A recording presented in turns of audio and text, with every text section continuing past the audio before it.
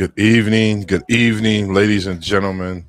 We are back with another banger this Wednesday evening, and we are here for part two of NBA iconic performance and so much more.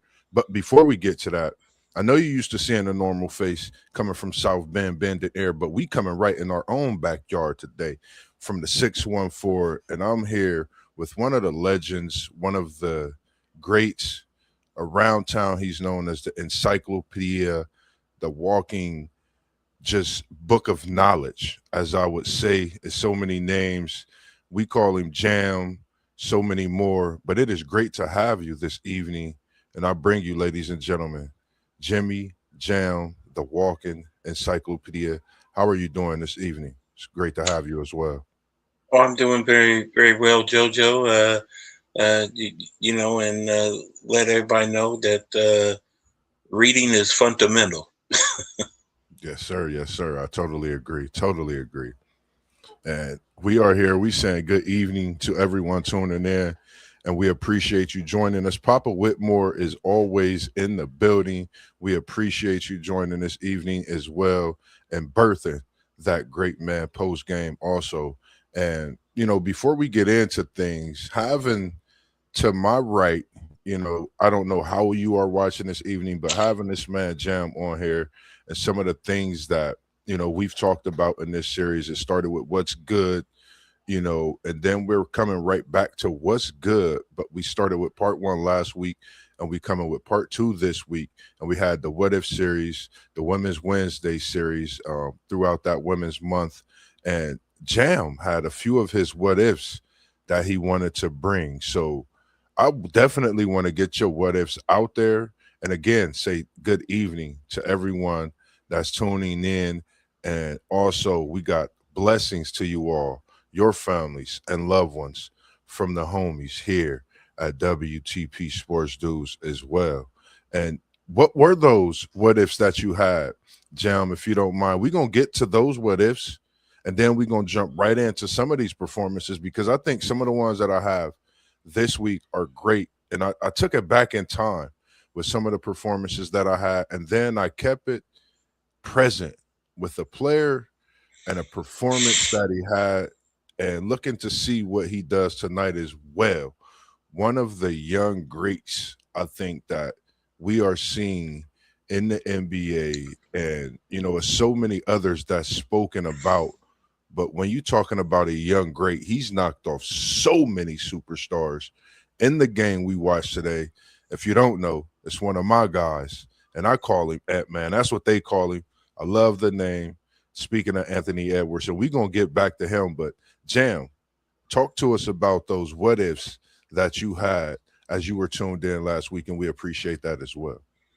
Well, I do appreciate it. And first of all, as we count down to Mother's Day, I want to say Happy Mother's Day to all the mothers out there who work so hard raising their children.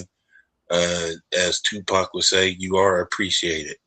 Yes, sir. Now, Yes, sir. uh, uh, one of the one of the what ifs that I posted on your show last week, JoJo, is what if Joel Embiid stayed healthy? Wow. Now, he showed up against Boston and turned out in game seven.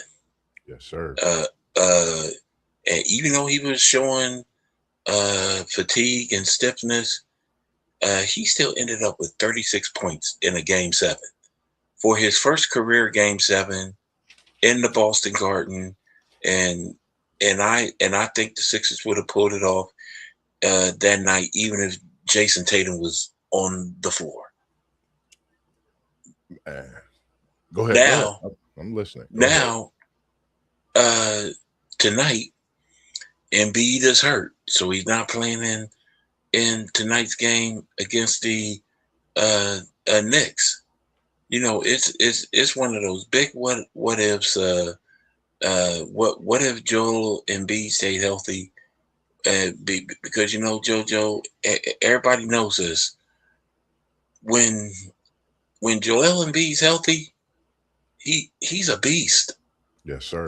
Yes, sir. And I think if Joel Embiid had played at least 70 games a season, the 76ers would have won at least a a, a, a couple of championships under Joel Embiid. Uh, you know the Knicks. Uh, this is this is their opportunity to take advantage of the fact that they're he's not on the floor tonight. Joel Embiid. We'll see what happens. Uh, but I had to put that out there, and one of the biggest what ifs. Nah, you hit right on point with that what if, because we had WTP Sports News, as you see. It seemed like this hand in hand went with the question at hand. You talk about what if, we talk about iconic performances, and we hear, it's game 2 tonight in the Garden, Philly at New York, and there's no Joel Embiid. So that what if, you talk about NBA iconic performance, and that brings us here to talk about Embiid. Let's do it. For me, I feel like, as post game said, better than Jokic, in my opinion. I feel the same way. I felt the same way due to the injuries that he had. Now, when you talking about an iconic performance, something that hasn't even really been talked about much, they were down 3-1, Jam, and Yeah, Embiid put on his backpack. He got his briefcase. He got that Louis bag, that Louis luggage, and put yeah, it all on him, and he was out there doing what he do. Now, I don't think people is giving him enough recognition due to the fact of what he did. That's a city of brotherly love. He put them brothers on his back. He put that city on the map. And I think when you speak of that, what if, I think you talking about the likes of Wilt, the likes of Kareem, the likes of Bill Russell, the likes of yeah, Shaquille O'Neal, and yeah, Joel Embiid. People forget when he was in high school what he did in high school. He's playing against the little guys, all these things that they said, but he came to Kansas, a blue blood, played 1 year and went to the NBA. You can't ask for more of a player like Joel Embiid. And when you think about the what if he could stay healthy, I think we looking at one of the most dominant big men in this era, along with Jokic, respectively, in this game of basketball. And I'm glad you brought that up. Anything else you want to say on that one? Actually, I do. Uh, I would love to see a healthy Joe Embiid in this series, because last time the Sixers played the Knicks, Joel Mhm. Embiid scored 35 against the Knicks on one leg, and that's with Carl Anthony Towns on the floor, which would tell me he'll be traded at the end of this season. The Knicks going to bend over backwards to get Giannis. I But agree. uh, on that uh, on that note, I think this is the Knicks. First of all, the Knicks has no excuses. They don't have to face Jason Tatum. They don't have to face Tyrese Halliburton. Uh, uh, you, I we know they can beat Cleveland. Uh, whether or not they can beat the Pistons, who actually had their number this regular season, you know that remains to be seen. But I'm gonna. This ain't a prediction. This is a guarantee. If the Knicks don't make it to the NBA Finals, Mike Brown is out of a job.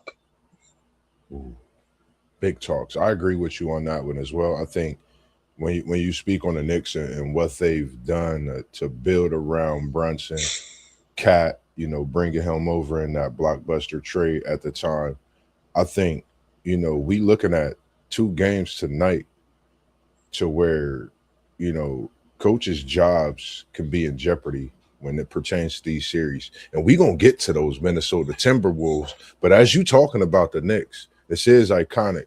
This is NBA playoffs we talking about. We can't talk about New York and be talking about iconic NBA playoffs. And I know you might have been up. I know you might have been watching this game, Jam.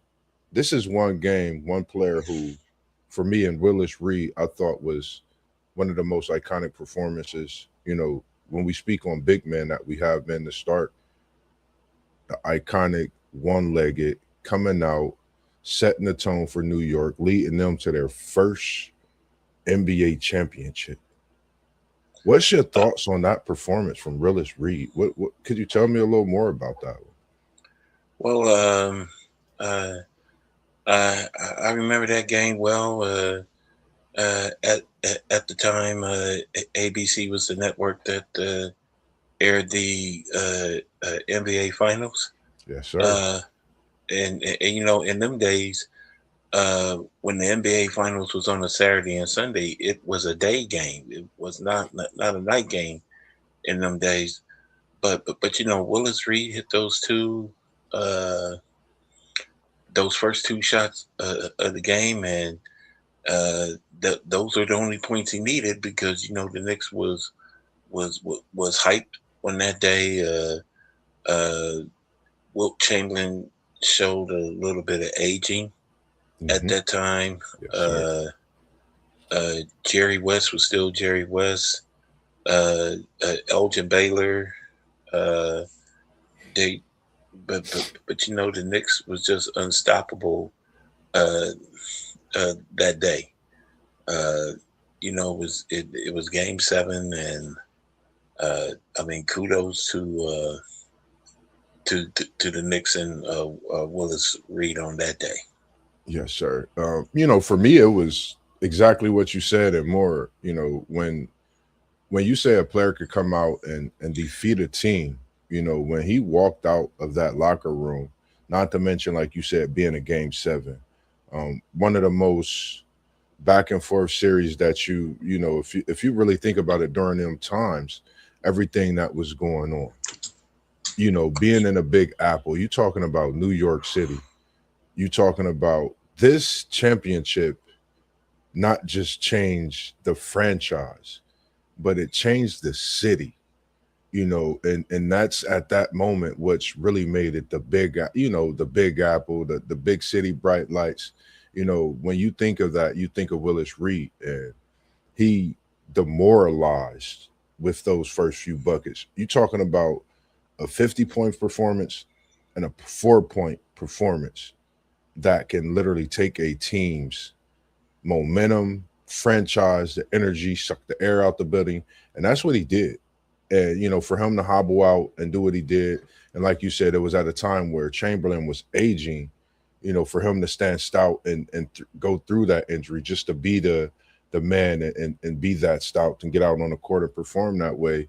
I think that momentum, of course, carried the Knicks throughout that game. I think it was a special feat for me to watch, for the times that I've watched it and even overlooking it just over the past few years and today again as I did. And, for the Garden, there's many iconic moments. And, I'm going to go a few decades ahead, and I'm going to go to the 1999 New York Madison Square Garden, the LJ game, the 4-point play where Allen Houston, the Spreewell, was the first two options.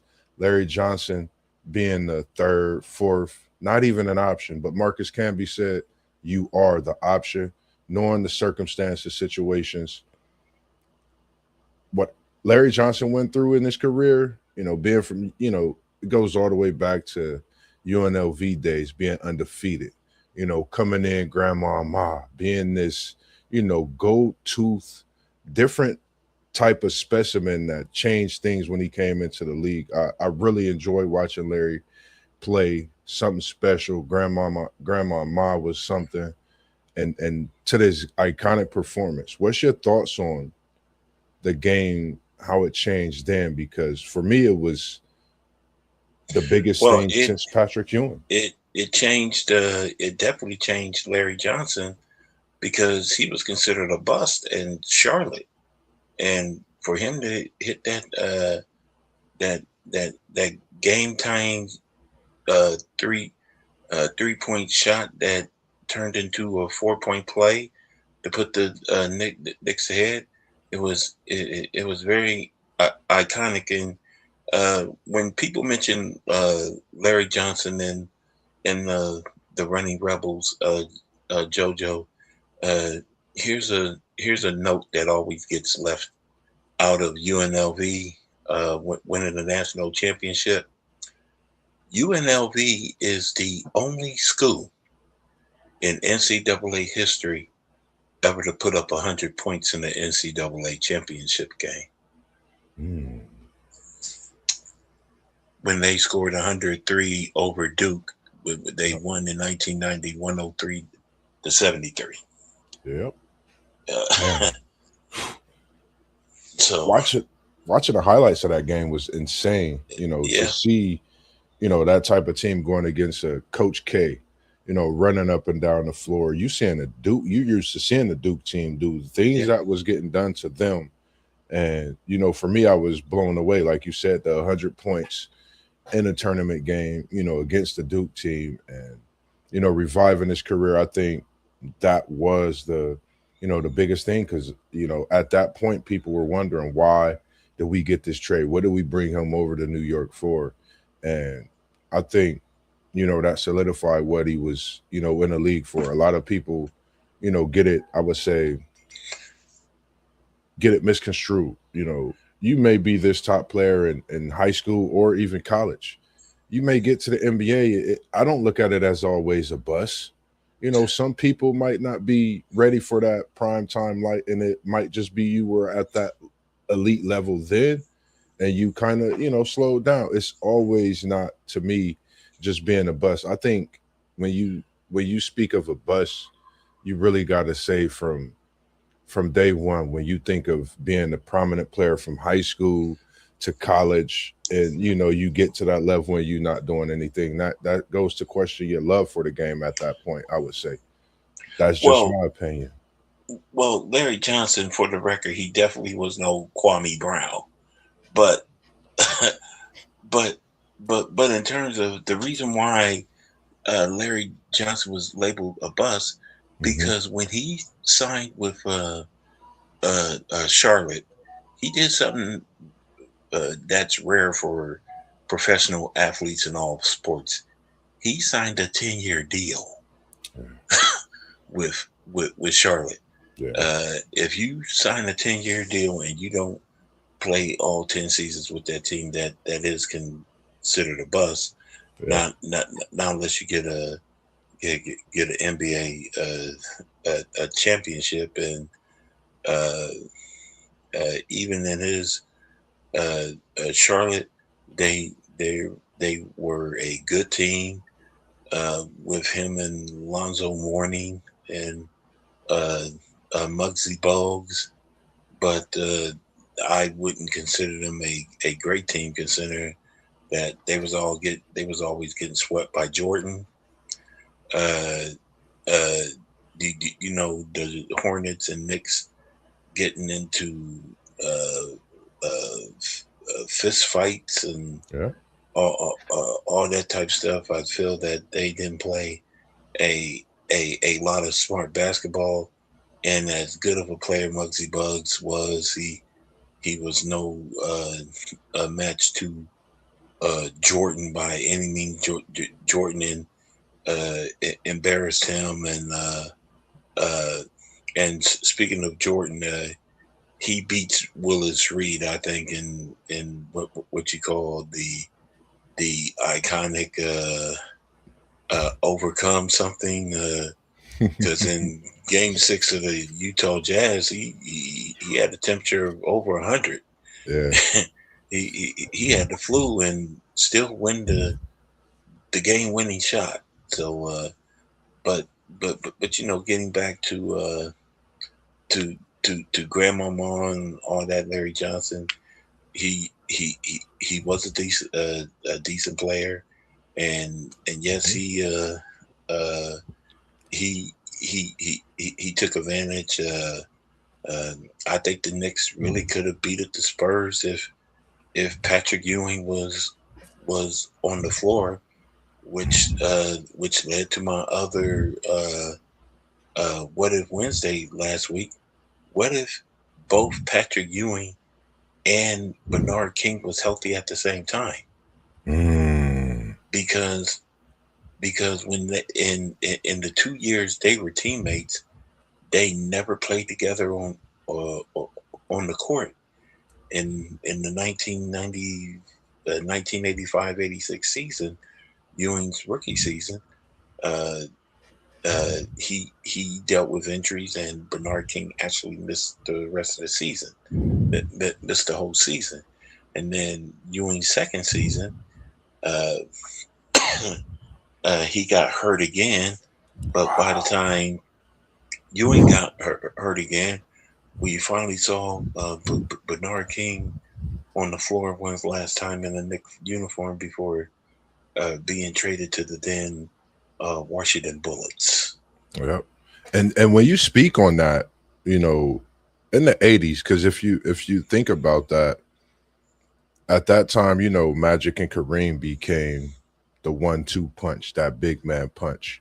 We was not blessed to see a King to Ewing, Patrick to Bernard, Bernard to Patrick. I mean, it's so many combinations you could put together. You talking about a Shaq and Kobe, rest in peace type. You think of these type of things when you think of Bernard King and you think of Patrick Ewing, two players that had changed that franchise and when they came in and what they were brought in to do, but just we wasn't able to see the greatness together on the floor at the same time. People just, don't understand what and how far the game of basketball has come, when you talk about the likes of a Ewing and Bernard King. If you don't know who they are, trust me, go watch the footage. Talking about two specimens and that work great in their craft. Patrick Ewing, a big man, I think people forget about, who played at Georgetown with Mutombo, Morney. You talking about Thompson, legendary coach.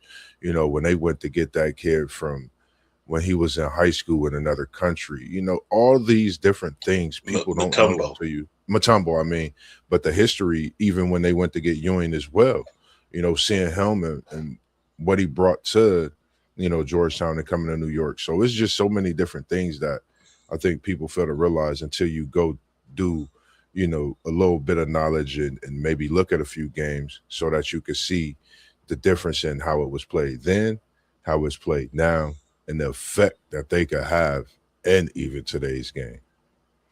Anything else on Bernard and Ewing? Actually, yeah. But man, you want to talk about the biggest what ifs? I felt if both Bernard and Ewing was healthy, they would Gotta have wear a shade. they would have defeated both the Bulls and the Pistons. Mm-hmm. Back in the back in the 1980s. Mm-hmm. I mean, we, but again, it's sad that injuries can always hurt a person's career, and like for instance, in 1999, Mm-hmm. when Sprewell and Larry Johnson took the Knicks to the finals, Ewing didn't play in the finals against the Spurs, so because he was hurt. We both know that a healthy Patrick Ewing would have definitely gave David Robinson and Tim Duncan pure hell. Agree. Now, for me, when, just thinking about some of the performance I thought about today, I had a couple with Philly, questions when it came to Joel Embiid. I threw Larry Johnson out there, and I'm glad those what ifs. So that was another reason that I slid, New York in with a couple of those. Now I'm gonna take you back to the bubble days, just a few years back, COVID bubble, whatever you call it. But that man that's not playing in the playoffs right now, Luka versus the Clippers, 2020, 43 points, 17 rebounds, 13 assists, triple dub, as we call it, in a game winning step back in iconic fashion. What's your thoughts on Luka Doncic in this blazing performance? 17 rebounds blew my mind, but some of those were coast to coast on part of that 43, even catching a rebound and dropping off an assist on the way to that 43. But the step back Bobby Jack for the winner was what got my attention and put him right at that 43 threshold for the evening. What's your thoughts on this and Luka himself? Well, Luka Doncic, he did pull up a great performance. Uh, but I wish he were doing this right now with my Lakers. And personally, I think his hamstring injury and him missing the playoffs showed why the Dallas Mavericks traded him. Uh, uh, you, the NBA is impatient now. They want to win right now. If you're in your 20s and constantly being injured where you miss the playoffs, they going to get rid of you. Case in point, the Knicks they send what's his name to the Timberwolves. The Vincenzo? Huh? The Vincenzo? The Vince? The guy that played at Kentucky. He was with he started off with my Lakers, then traded to the Knicks. But he plays for the Timberwolves now. Anyway, he played with the Knicks, but when his injuries missed 2 straight playoffs, the Knicks traded him to the Timberwolves. Julius Randle. Oh, yes, Julius Randle. That's a but getting back to Luka, he had a great playoff performance, supporting cast. You want to talk about another what if? I mean, what if Kyrie had been able to? We're gonna stay on the iconic performance, Joe. I'm gonna say, I'm gonna say the what if for him. But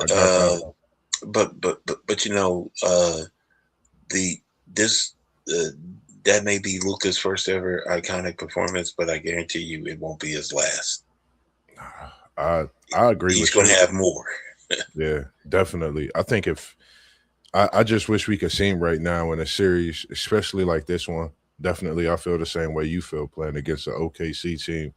I think seeing him and LeBron on the same court right now, I think that would be iconic in itself, knowing the possibilities of the performances that they could display. That would definitely be special. Yeah. That definitely would be special. Unfortunately, but because of Luka's injury, LeBron doesn't want to, but he's forced to be the first option. Guaranteed. Scoring option. Yes, we know he's still great at 41. I strongly advise Luka Doncic to work with the same personal trainer that LeBron has working with. Yes, exactly. I agree.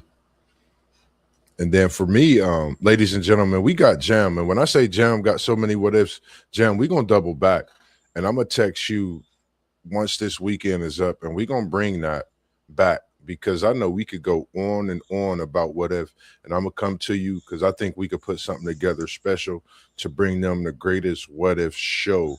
I think that'll put us, we'll be at part 6 on the what if. So I definitely will be messaging you, once we finish this show throughout the rest of the weekend, so we could put that together because I would love to have you featured on that what if when I do that next edition, because I'm going to just throw some players out there, and I know you already have that what if, and we gonna go back and forth and get a people something different on the cook up, featuring like a conversation with Mossberg. It's gonna be with Jimmy Jam on the what if part 6. It's gonna be something special, and I think it's only right to have it because of what your knowledge brings and the different things that we really hit on base with in our mindset as well.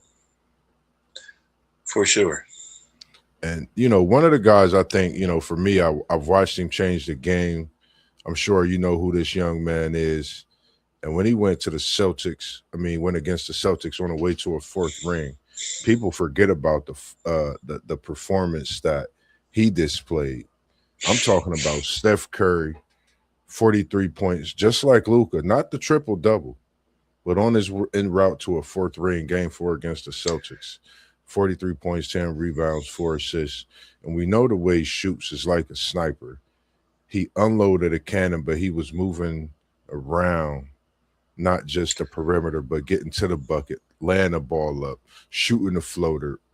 Steph Curry's changed the game, and we're here talking about an iconic performance from about 4 years ago. What's your thoughts on this one, Jam? Well, first of all, I did see that game where Steph Curry scored 43 points. As Stephen A. Smith said,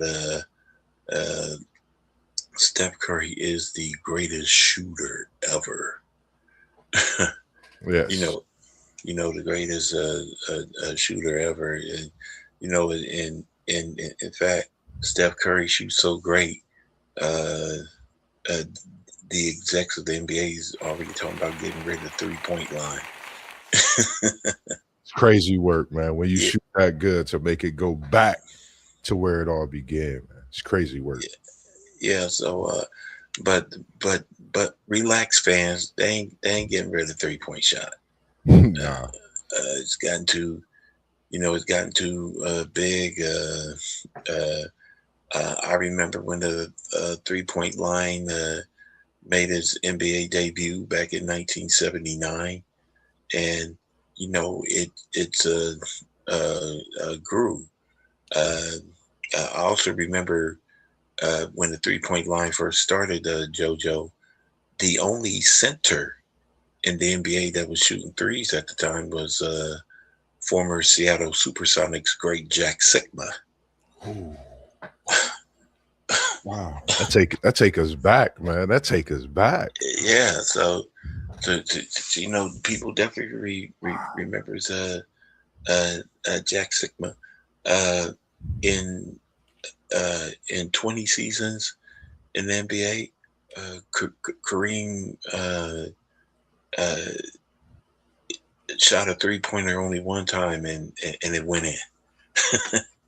And now everybody's shooting the 3 from the size of, if you 7 feet, it's normal to see you shoot a 3, which is crazy nowadays. And even when I play on a video game, it's like, you got 6'11" and 7-footer shooting 3. So it kind of it's something, man. It's a special thing, man. Watching Steph Curry.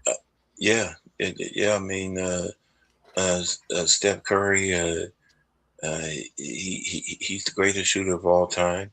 He's a shoe-in for the Hall of Fame. And it's always special when you win NBA Finals MVP against the Boston Celtics with both Jason Tatum and Jaylen Brown. Yes,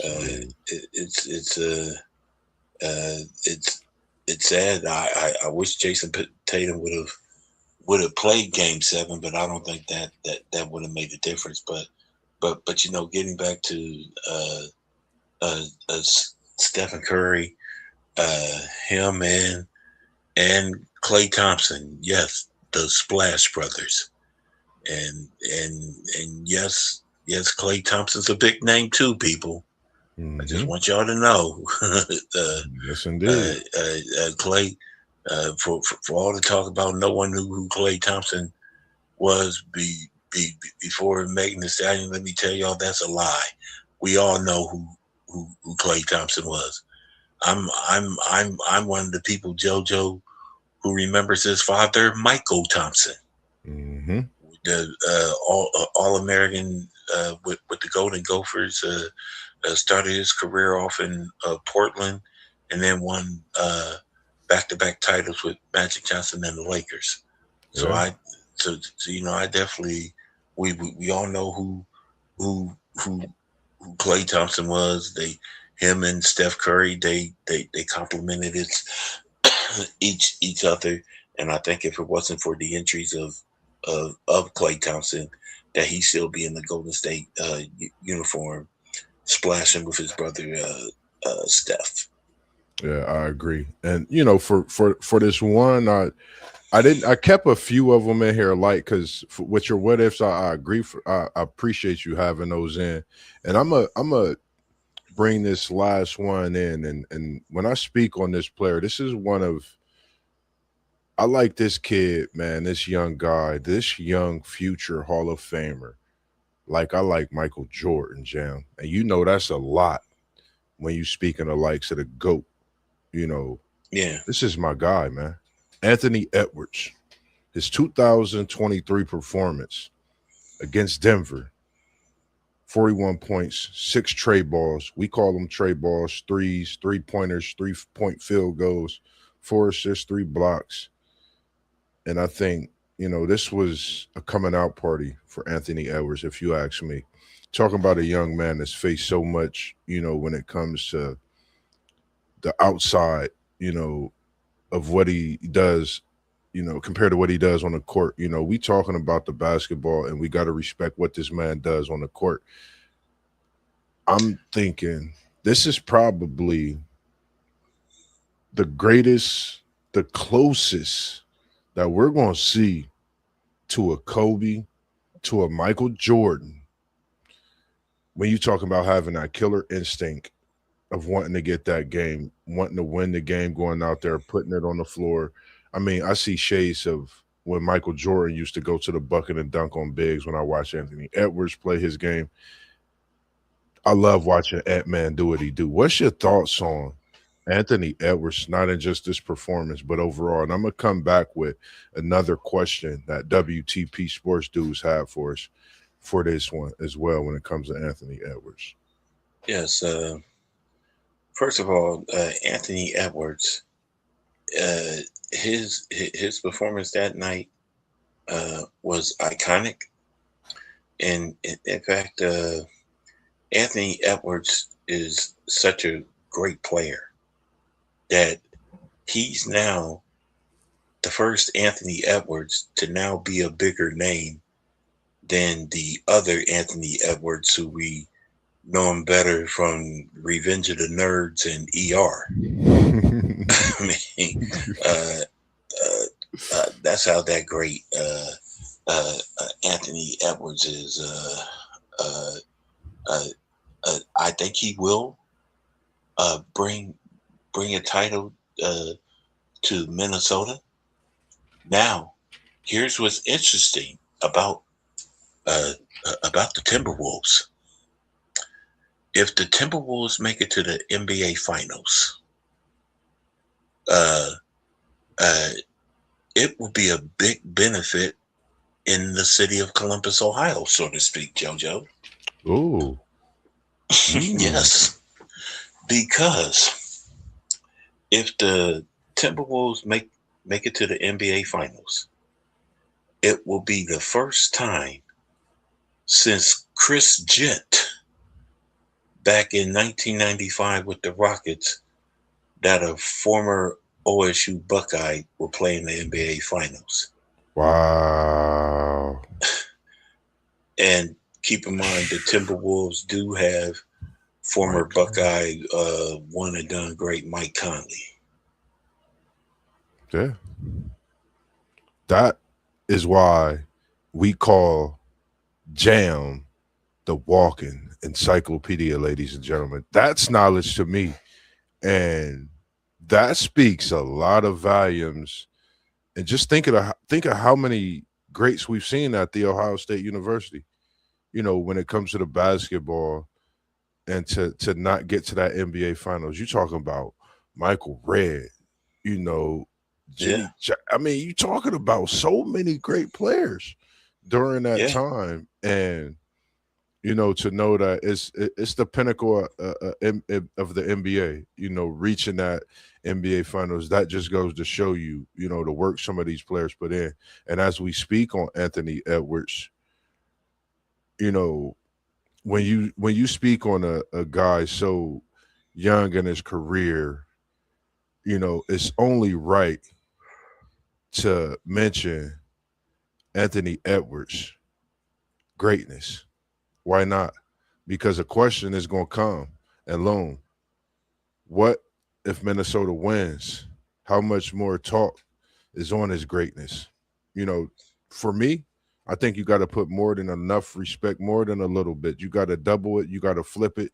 You got to hand him his flowers. You got to go sit in the press box and watch the playoff game in the Western Conference Finals if they get this. I mean, there's so many things that when you speak on Anthony Edwards and you talk about basketball, he's went Yeah. against Kevin Durant, Devin Booker, LeBron, and Luca. All of these big time names, you talk of GOAT status or at a higher pinnacle where they're at in their career. He's knocked them off. And I think this is the only thing that he needs to do right now. If he could take out San Antonio and win Benyama, I think this is big for his career and this catapults him to greatness even sooner. What's your thoughts? Well, well, not only will it be big on on Anthony Edwards, uh, and here's a key, a real key to any team winning a national championship to to or in this case win the NBA finals. Hmm. Uh, we know players, we know the superstars are going to step up, but the question is who can do the unusual? Yep. Like like can Rudy Gobert average a double double? Man, if he can score 20 points and 20 rebounds, man, Minnesota has it on lock because we know what Yeah, Anthony Edwards is going to do. I Uh, agree. uh, the the other part about uh, uh, the Timberwolves, uh, you know, I just don't think they have an answer for Oklahoma City. Hmm. Uh, Shea Gilgis Alexander, he's a beast. And keep in mind, the Thunder swept my Lakers during the regular season.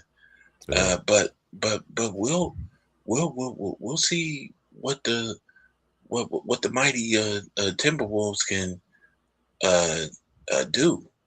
Yeah. Uh, you uh, as far as them, San Antonio. Now they did win Game One, despite the fact that Wembyana had a 12 block triple double.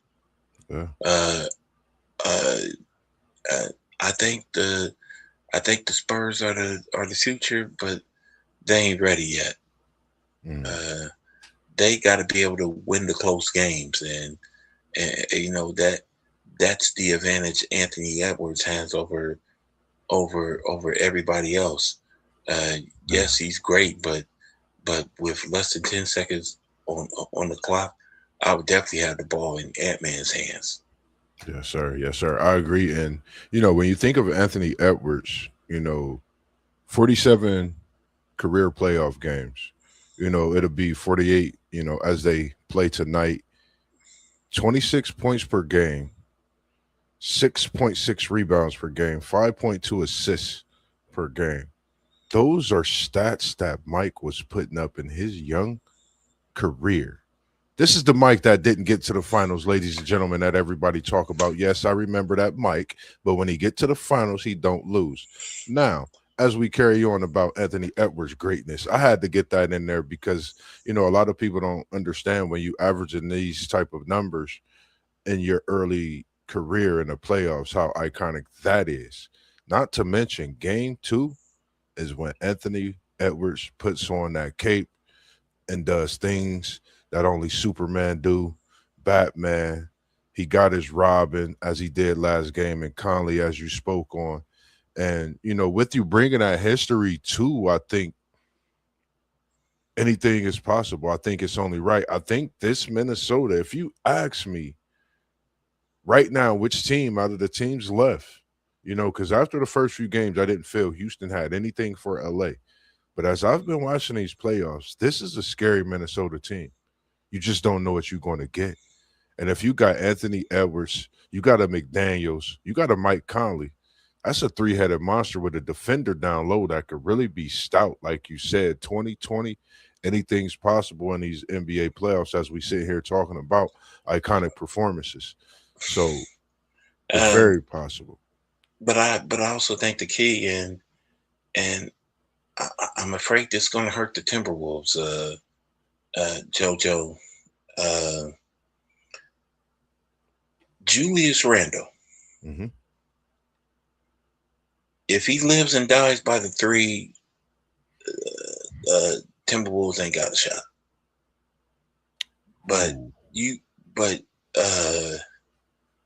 if Julius Randle, if he could grab rebounds and score in the paint, that would be a bigger help to Anthony Edwards as to him constantly shooting threes, because he definitely misses threes more than he makes them. I agree. I don't like it when teams live and die by the three. That's how that's why the Boston Celtics are eliminated now. They didn't hit their threes. I also think that when I get it. People shoot too many threes, but I believe you still gotta score in the paint. I'm not saying Rudy Gobert has to have a 30-point night, but he has to at least 3 or 4 alley-oop dunks. Yeah, I agree. Totally which he's capable of doing. Now, Gobert, he will grab. He is the type of player that will grab 15, 20 rebounds on any given night, which is also a major help for the Ant-Man. I agree. And just thinking about, as we speaking on these games, I had the sheet down. You got the Knicks up 1-0 in this series right now, and they got game 2 that's currently going on right now. That started that third quarter. Third quarter is kind of moving. Then you got that game 2 with Minnesota and San Antonio tonight. Who's your pick in this New York versus Philly matchup, game 2 tonight? I think the Knicks can pull it off, but it would be a major upset if Philly wins tonight without Joel Embiid. And as far as game 2 in San Antonio, for some strange reason, I think the Spurs can pull it off if it's a 10-point lead or more. If it's a real close game, I see Ant-Man pulling it off, and if Minnesota wins 2-0, whoever's up 2 games to zip will win the series and all the playoffs series in this second round. Ooh, I like that. I like that outlook. I'm gonna make sure I put that down in my notes. I'm not gonna forget that one. For me, I'm going Philly in the Garden, because it's the playoffs, right, Jam? You always got to look for that iconic. You got to look for that iconic Madison Square Garden performance. Paul George just had a birthday last week, correct? Yeah, Paul George is looking nice and healthy, right? yeah. And we waiting on that Paul George playoff Madison Square Garden performance. Am I lying? No, and right now he's after 3 quarters, he's already at 19 points. Shh, Jam, I ain't even watching it. I'm just speaking it too. I'm Well, taking Philly for game two uh, in this big series, and I'm gonna pick Pete George for a big game. I haven't even looked at the game. I haven't even seen it. Philly was my oh, pick okay. because I feel like this Philly team, with or without Embiid, they could be strong. And I think Embiid, Philly get this win. I think he takes his time getting healthy. And this Philly team, we seeing things happen, just as we have been seeing with Detroit. That's just my thoughts on this game right here. Um, you know, I can't agree with you on there, JoJo. I mean, uh, Philly's a great team. Paul George, Tyrese Maxey, Yeah. uh, uh, Edgecombe. That's called VJ, my guy, Yeah, man. Young bull, yeah, man. yeah. And so they're uh, they're great. But I think what's going to hurt the 76ers Hmm. is when they get back to game 3 and 4 in Philly. Now, and I say this, um, Philadelphia is actually a home game for Jalen Brunson. Yeah. Remember, he's a 2-time NCAA champion at Over Villanova. Villanova. Yeah. So I mean, uh, it's uh, when you're a great player and you feel comfortable uh, in a house that used to be called your house, Yeah. uh, you get extra motivated. It reminds me when when Coach Prime went to the Georgia Dome as a 49er and had that pick six. And in the interview, he said, "This is my house. Yeah. I built this house." That's J, J, I think Jalen Brunson and Mikal Bridges, who also played at Villanova. Yes, sir. I think they'll be extra motivated playing in their own home arena in where they was at Villanova. Cool. I like that. I'm still taking Philly. And I totally agree. And only thing I could think is that too much added with the playoffs. We know what you built. We know the house you built. Could that be added pressure at this point in the playoffs, knowing the things that could happen with the coaching changes as well? But we'll save some of that for next week. I'm gonna give them my opinion though for this big game too, down in Texas, San Antonio. I love some people down in Texas. Got a couple people on the podcast team that we network and talk to, but I'm taking Anthony Edwards. He's one of my guys. He performs in game two. I think he'll come out and have a 30 burger. Game two in San Antonio, I'm Minnesota. I'm I'm I'm I'm going to take uh, Anthony Edwards as well. Uh, uh, and and but here's what's also going to work in Minnesota's favor. Uh, you want to make Rudy Gobert play defense, Yeah, and if Wimbiana is out on the behind the 3 point line, that's an actual win for Rudy Gobert. hmm There, because any missed shot, Gobert's going to get that rebound. yep, yep. And for this matchup, it's just good to see. It's like the teacher. It's like the mentor watching his student. Play the game that they both love, And it kind of took me into some things of myself, like being out here and wanting to get back into it, playing and seeing if I come across a couple players that I taught the game to, which it's a few that I have, and I can't wait to see them and get back Yeah. out there on the court. As I'm letting some people know, if you tuned in, Mossberg will be back playing this summer. Man, don't go crazy and invite me to teams, but I'm definitely going to be back playing in the summer league. But outside of that, man, I just think that this Minnesota team is just as scary as any other team in the West. You have a player like Anthony Edwards. I think right now, this is his playoff to perform and to prove a lot of people wrong. And everybody's questioning certain things in his lifestyle or whatever, man. I'm not the person that get into that. People change, you grow.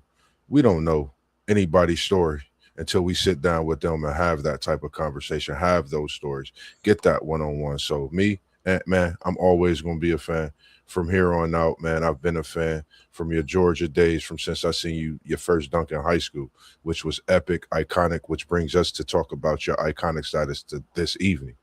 And I hope you leave me with the iconic performance in another game too this evening down in Texas, going against those San Antonio Spurs. Anything you got to say, Jam, before we get out of here this evening for the people? And from me to you, man, I just greatly appreciate you being here this evening and joining me for another episode and bringing your what if thoughts in as well. Well, yeah, to my Lakers, can you win at least one game against the Oklahoma City Thunder? And if LeBron signs with the Lakers after becoming a free agent, please give Bronny more minutes. If you wanted the team to draft your own son to play with you, then he should play a good 25, 30 minutes if you think your son's that damn great. Yeah. I agree, man. I appreciate that, man. For me, man, just I know I told people I had the conversation with Mr. Von Zell coming, former champ on a boxing scene. But for me, I am working on getting that right interview as far as in the way I want to come at you with it, the angles. I don't want to bring you an interview that's not worth bringing you when it comes to the standards of what I'm bringing you, whether it's that the way I want to move in the camera and everything I'm doing. I just want to bring you the best interview that we can bring you when it comes to that, because I don't want to let him down in the iconic status and legendary status that he has. And, seeing him every day that I've seen him, and I'm talking about Mr. Von Zell Johnson, is just, a great thing. We never know who we come across, in our daily life, man, but it's just a great thing when I see him. Go ahead. Von Zell Johnson, he is a great brother. We're me and him are tight. He even saw my national TV debut 10 years ago when I was on a daytime talk show. So yes, sir. Yes, sir. So I would love to be in the studio with you and Von Zell Johnson. Yes, sir. We gonna get that set up. I've been speaking to him throughout the week. Every week I speak to him to let him know I just want to make sure that I'm not letting him down. And when I bring him to the people, because for me that's something special. Growing up and watching what he do, and to see him still training some of the greatest fighters in the world is special. I remember when he asked me if I wanted to step in the ring and be a fighter. At the time I was so indulged in basketball, and that's something still that tickles me and my hairs jump on the back of my neck, because I think that I should still to this day have went and been a boxer, man. Growing up in the Windsor Terrace of what we do, I never stopped thinking about that when he asked me about that. But it's only so much more to come when it comes to that. I could ramble all day, but for me, man, from meet of the people, man. I greatly appreciate everyone that's tuned in this evening. Everyone that's been rocking with your boy Mossberg of Level Up Sports 10, man, from day one. We got some special things coming tomorrow.